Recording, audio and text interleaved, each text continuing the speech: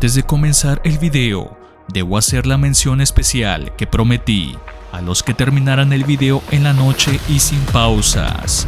Aquí están sus nombres de los valientes que aceptaron el reto.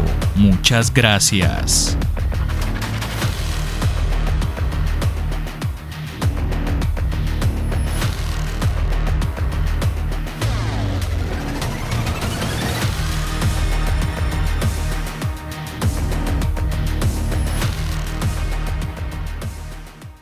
Los duendes son seres misteriosos. Se dice que habitan en los bosques, las cuevas y las montañas. Son pequeños, traviesos y caprichosos, y pueden ser buenos o malos según su humor y su relación con los humanos. Algunos dicen que los duendes son protectores de la naturaleza y de sus dueños, y que les traen a estos buena suerte y fortuna. Sin embargo, otros mencionan bajo sus experiencias que son hostiles y vengativos, además de hacerles daño a los que los molestan o los desprecian. En este video te voy a contar 3 experiencias con duendes. Esta recopilación fueron mandadas por la audiencia. Si quieres que tu historia aparezca en los próximos videos, te invito a mandarla al correo que ves en pantalla, ya que para octubre tenemos una recopilación especial de la audiencia. Mencionar que las siguientes anécdotas son aterradoras e inquietantes, historias que te harán pensar 2 veces antes de entrar en un bosque o comprar alguno para activarlo. Comenzamos.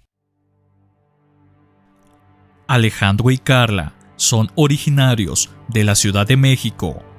Eran una pareja que tenían apenas 5 meses de relación. Solían pasear por las calles del centro histórico, visitar museos e ir al cine. Cuando alguna película de terror vale la pena para asistir al estreno. A pesar que ambos compartían la fascinación por lo paranormal y esotérico, Alejandro iba un paso más allá. Tenía una tía que era practicante de la magia negra. Le había enseñado un par de cosas que, cada vez, le hacían sentir más curiosidad por explorar el ocultismo.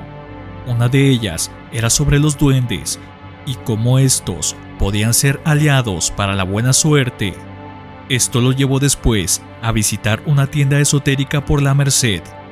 Carla lo acompañó sin estar de acuerdo del todo, ya que era creyente que más allá de disfrutar de películas e historias que puedes encontrar en internet para pasar el rato, empezar a buscar energías o cosas relacionadas a el ocultismo le traían la sensación que no iba a terminar en una buena experiencia.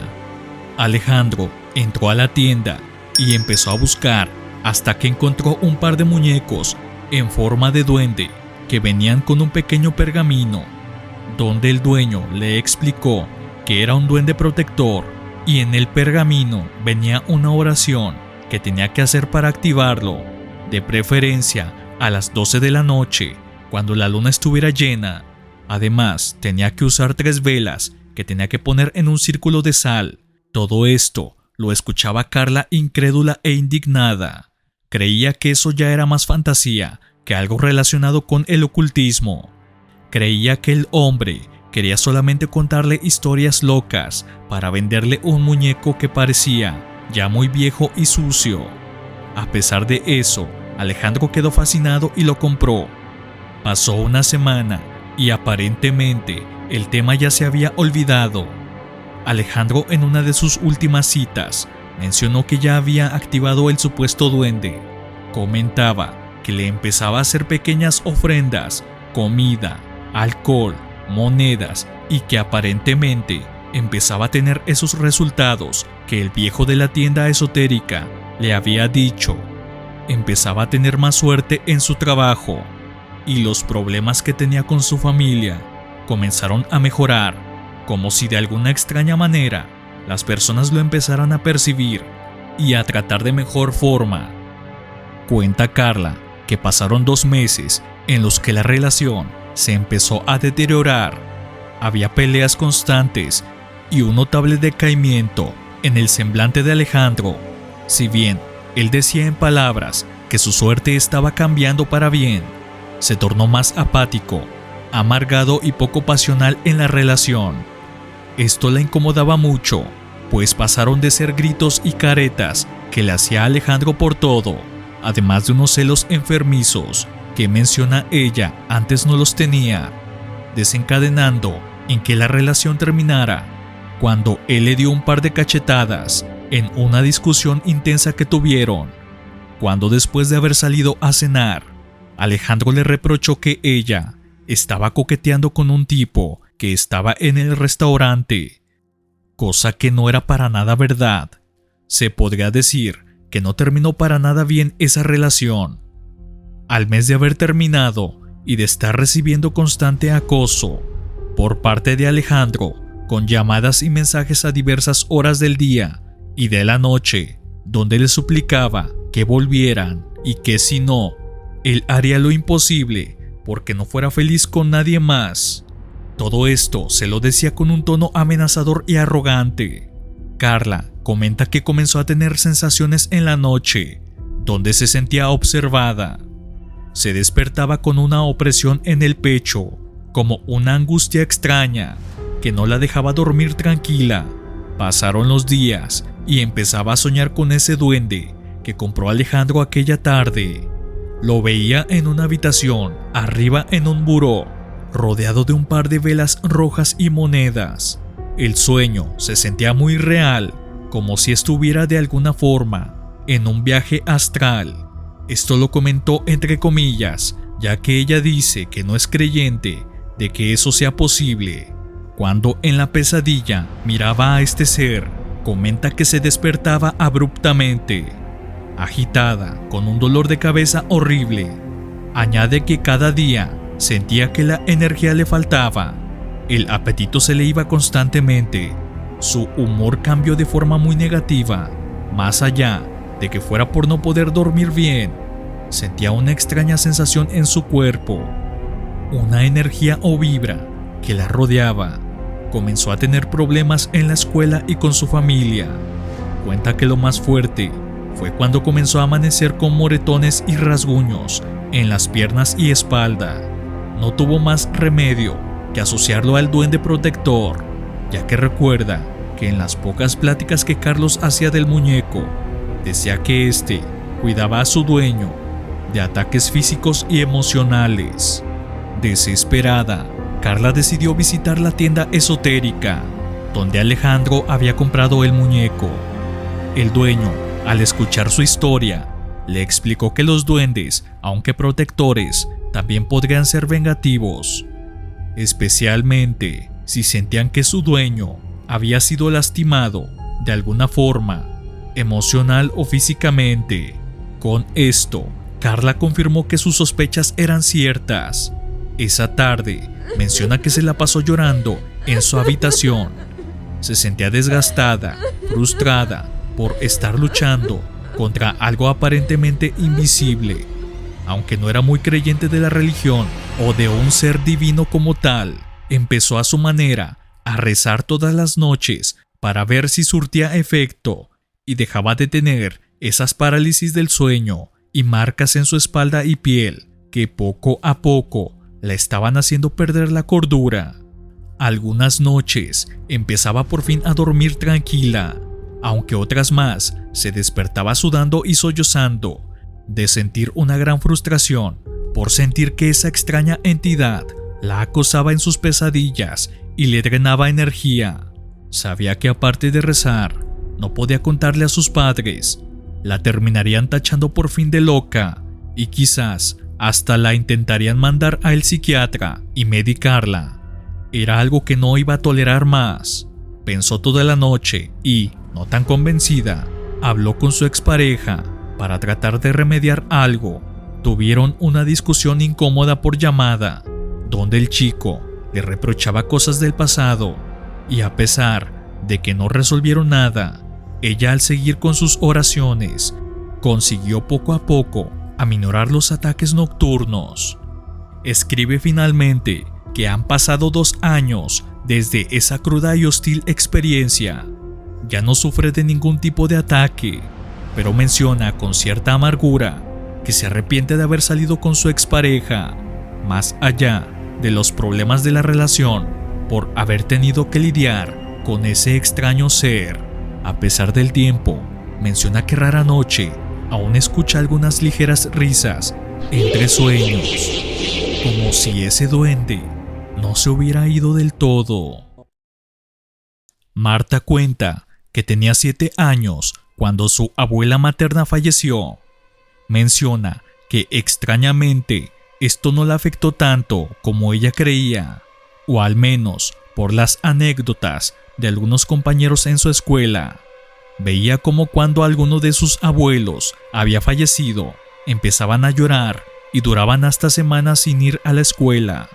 Pensó que quizá era porque rara vez la visitaban y no era una de esas abuelas cariñosas, como la mayoría cuentan y presumen que tienen. A los 2 meses que ella falleció, recuerda que sus padres iban a la casa de la abuela, que estaba en un pequeño pueblito a la orilla de la costa, a hacer limpieza y a vender algunos muebles de la casa. Además de que la misma necesitaba muchas reparaciones. Pero lo que más llamó la atención de Marta fue el jardín trasero, que estaba completamente descuidado. Sus padres, en una de esas visitas, decidieron empezar a limpiarlo poco a poco. Sacaban bolsas negras llenas de basura, revistas y artículos que, más allá de ser útiles, daban fe que la abuela era una acumuladora compulsiva. Aún así, disfrutaba de la actividad con sus padres, el cambio de aire y el jugar por horas en el extenso jardín, que poco a poco iba tomando más espacio mientras más lo visitaban y limpiaban. Hacía que la experiencia valiera la pena. Ayudaba a su madre una tarde a hacer pozos y a plantar pequeños arbustos para empezar a darle vida a el deteriorado jardín. Un día, mientras cavaba un nuevo espacio para plantar, Marta encontró una pequeña estatua de piedra junto a la pequeña fuente que había en medio del jardín. Era una figura de un duende con una expresión juguetona en su rostro. Aunque estaba algo desgastada, decidió decirle a su mamá.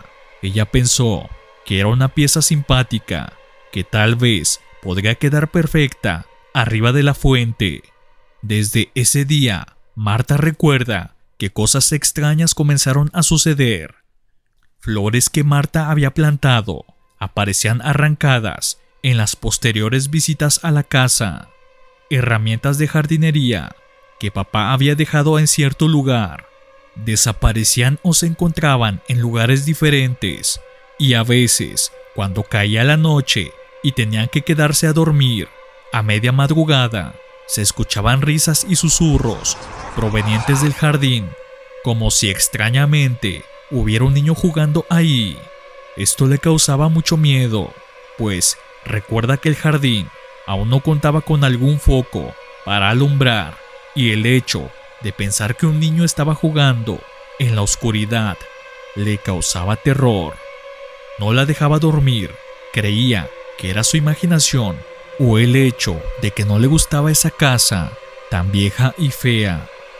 Los sucesos continuaban pasando, aunque extrañamente solo en el jardín. Los padres pensaron que se trataba de un intruso que se metía en los días que la casa estaba vacía. Aunque si fuera un extraño, no tendría sentido que solo hiciera destrozos únicamente en el jardín, sin llevarse lo poco que quedaba de valor en esa fea casa. Solo aparecían flores arrancadas, pequeños pozos y lo que ya se mencionó, herramientas fuera de lugar. Una de esas últimas noches, donde sufrió del suceso más fuerte y aterrador que los anteriores, donde no solo ella, sino los padres, escucharon una carcajada clara a las 2 de la mañana, proveniente del jardín, además de un fuerte ruido, como si alguien estuviera destruyendo el jardín por completo. El padre se levantó, tomó un machete que estaba usando para quitar la maleza del lugar. Creía que era algún drogadicto o loco que se había metido pensando que no había nadie, y así como las anteriores noches quería empezar a hacer de las suyas. Tomó una linterna y rápidamente bajó, dando gritos para que la persona que fuera se diera cuenta que la casa estaba habitada y que iba a tener serios problemas. Cuando mi papá llegó a la puerta del jardín, inmediatamente, como por arte de magia, todo se quedó quieto de golpe. Fue tan extraño que me es difícil describir el terror y extrañeza que esto nos causó a los tres.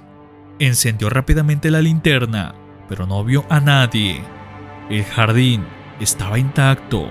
Las herramientas, plantas, macetas, tal cual lo dejamos esa tarde antes de meternos a dormir. Escépticos, al día siguiente, preguntaron mis papás a los vecinos si habían visto o escuchado algo raro esa noche. Ellos le mencionaron que no habían percibido nada, ni siquiera un ruido fuera de lo común. De hecho, pensaban que la casa estaba sola, ya que ni en la tarde escucharon cuando nosotros estábamos haciendo arreglos. Pero la vecina de enfrente, una mujer ya muy mayor, que apenas podía sostenerse con su bastón de madera, nos hizo señas para que fuéramos a su casa. Mis padres no la habían contemplado por el hecho que estaba algo retirado de la casa.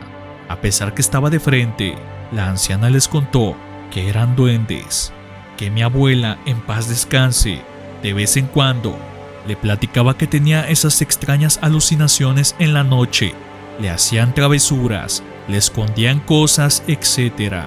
Mis padres recordaron esa extraña figura que encontré aquel día al escarbar. No mencionaron nada y se despidieron de la señora. A la próxima visita, llevaron a un sacerdote para que bendijera el jardín. El hombre empezó a hacer unos rezos y empezó a rociar agua bendita en todo el jardín. Mis padres no le mencionaron del duende, solo que querían asegurarse que la casa fuera bendecida ahora que la abuela había fallecido.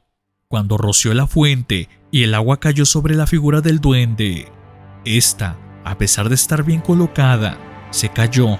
Ellos no le tomaron importancia, tal vez creyeron que el sacerdote sin querer la había tumbado, pero yo sé que esto no fue así.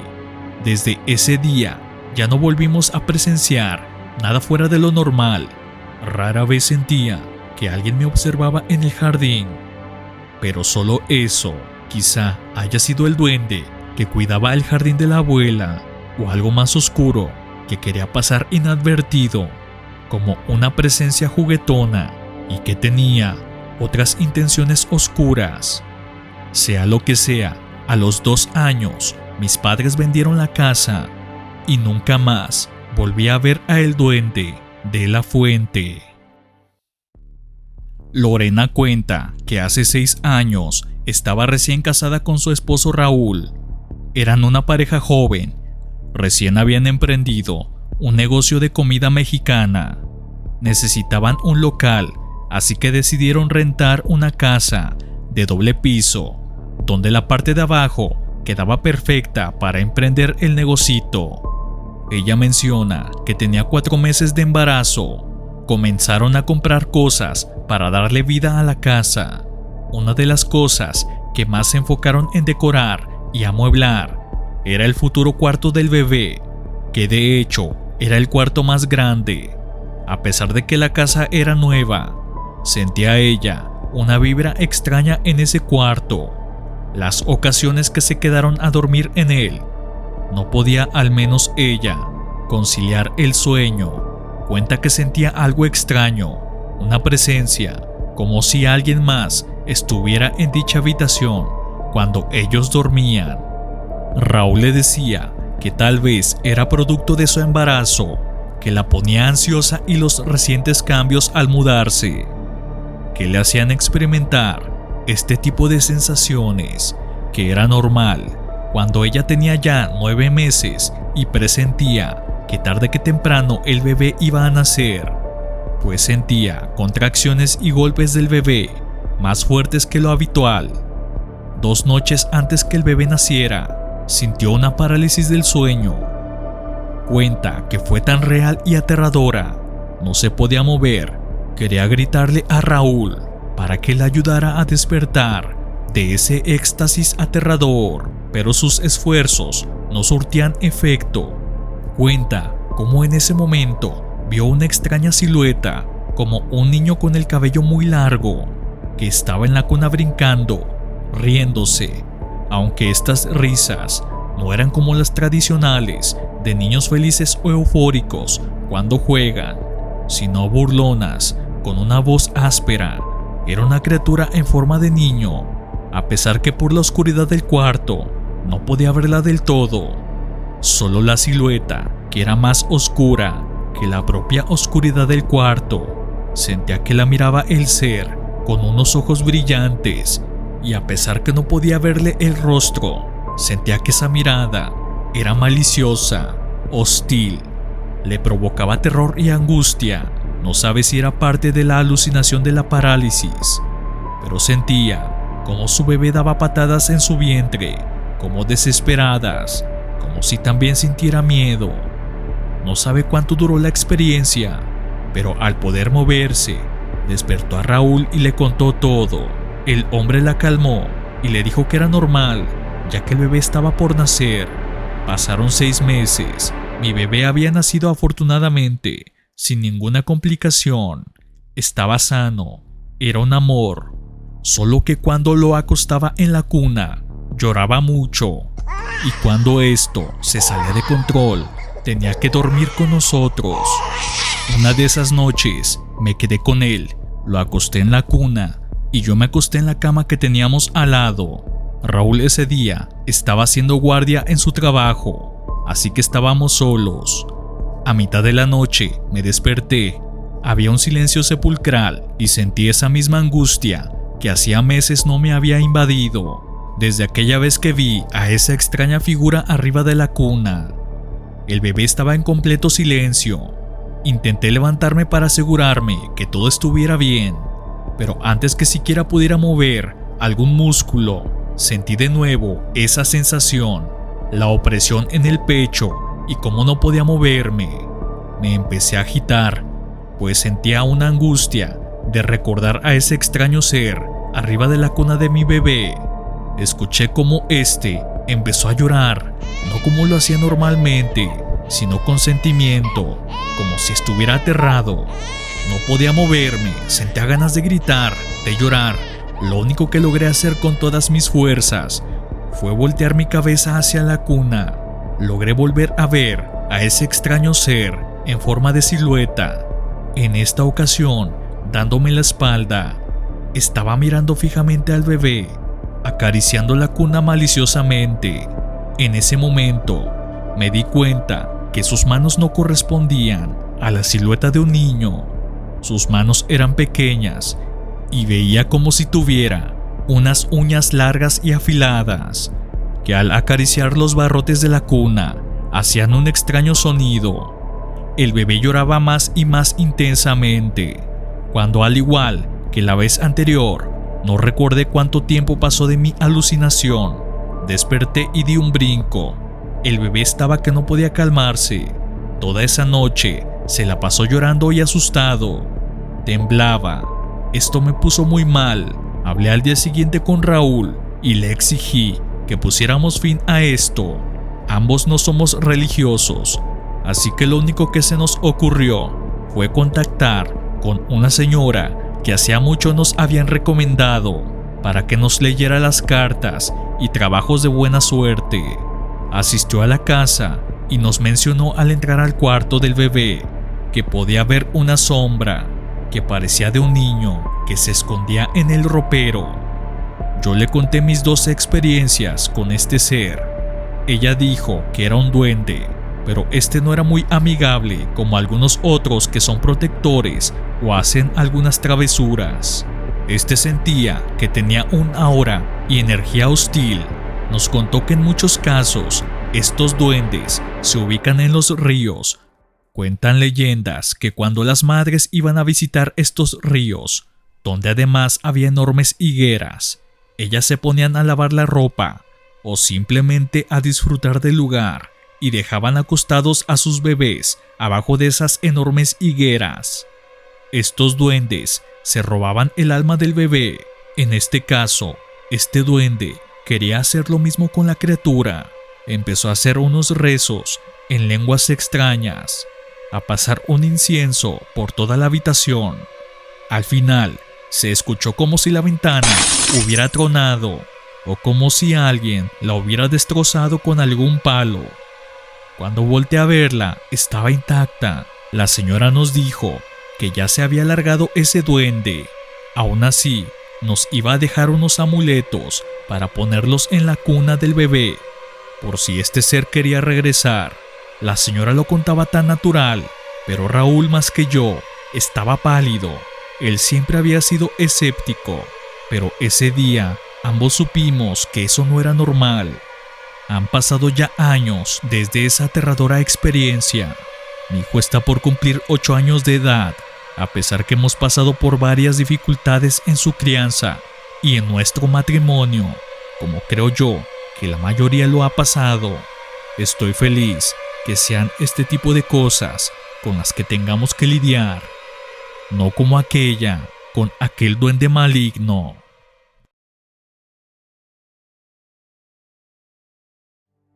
Elena, una fotógrafa apasionada por la naturaleza, decidió emprender un viaje a un bosque remoto del país, conocido como Peña de Lobos, ubicada en Jilotzingo, en el Estado de México. Es un sitio donde se dicen suceden fenómenos paranormales, mismos que han atormentado a quienes ponen un pie en el lugar. Había escuchado historias sobre ese bosque, donde los lugareños hablaban de luces extrañas y sonidos inexplicables durante la noche. Pero Elena estaba más interesada en capturar la belleza y misterios de los rincones de ese bosque que el miedo por encontrar algo aterrador y sobrenatural, pues los lugareños le habían recomendado que no fuera sola, ya que hacía 2 meses se habían perdido 2 jóvenes que fueron a una tipo exploración urbana. Los habían buscado, solo encontraron parte de su equipo que llevaban y nada más. Elena comenta que no le tomó mucha importancia, que tal vez eran historias para darle más peso a los supuestos sucesos paranormales que sucedían. En su primer día, mientras exploraba, encontró un claro en el bosque con un círculo perfecto de piedras. Intrigada, comenta que decidió montar su campamento allí. Al caer la noche, mientras revisaba sus fotografías, comenzó a escuchar susurros. Al principio pensó que era el viento, pero pronto se dio cuenta que las voces parecían hablar en un lenguaje desconocido, entre risitas y susurros como de niños. Pensó que esto era producto de sugestionarse con todas las anécdotas que los lugareños le habían contado antes de entrar a explorar el bosque. A medianoche, escuchó pisadas alrededor de la tienda. Encendió la lámpara y escuchó como si esas pisadas se hubieran alejado corriendo al ser aparentemente descubiertas. Alarmada, intentó localizar el origen de los ruidos. Abrió la carpa y empezó a gritarle a esas personas que estuvieran acechándola y que no dudaría en usarla si se acercaban de nuevo. Todo esto menciona, lo gritaba con voz temblorosa y llena de miedo, al estar en medio del bosque, acampando sola. Empezó a luzar a diferentes partes, pero no vio a nadie. Sin embargo, en el suelo, cerca de las piedras, notó pequeñas huellas, similares a las de un niño, pero con una forma ligeramente distorsionada. Esa noche apenas pudo dormir. Cada vez que cerraba los ojos, sentía que algo o alguien la observaba desde la oscuridad. Casi al final de la noche, y cuando apenas estaba conciliando un poco el sueño, despertó aterrada al sentir que algo o alguien le jalaba su cabello. Al amanecer, decidió abandonar el campamento y regresar al pueblo cercano. Al llegar, compartió su experiencia con los lugareños, quienes le contaron sobre los duendes del bosque, seres traviesos que no les gustaba que los humanos invadieran su territorio, no sin antes llevar alguna especie de ofrenda en señal de supuesto respeto. por invadir su territorio, especialmente ahí donde estaba el círculo de piedras, que según las leyendas era un portal que usaban para trasladarse a otros lugares. Elena, aunque escéptica al principio, no pudo ignorar lo que había experimentado. Decidió no volver a ese bosque, pero las fotografías que tomó mostraban extrañas luces y sombras que no recordaba haber visto. Aunque nunca pudo explicar lo que realmente sucedió, Elena termina escribiendo esta anécdota, diciendo que siempre recordará el bosque Peña de Lobos y los misterios que a la fecha sigue escondiendo este tétrico lugar. Hemos llegado al final de estas experiencias. Cuéntame en la caja de comentarios cuál de todas estas te ha parecido más aterradora y sobrenatural. Estaré encantado de leerte en la caja de comentarios. Además, si has tenido alguna experiencia con algún ser de este tipo o alguna otra paranormal, no dudes en enviarla al correo para que tu historia salga en los próximos que vienen de experiencias contadas por la audiencia. Recuerda que en octubre se viene el video especial donde estoy recopilando las historias más aterradoras que hasta el momento me han mandado al correo que dejo en pantalla. Si quieres que la tuya aparezca en ese especial, mándala, créeme que estaré encantado de leerla y añadirla a la lista. Si mi trabajo te ha gustado, regálame un like y suscríbete. Esto me motiva a seguir creando este tipo de contenido. Nos vemos hasta la próxima.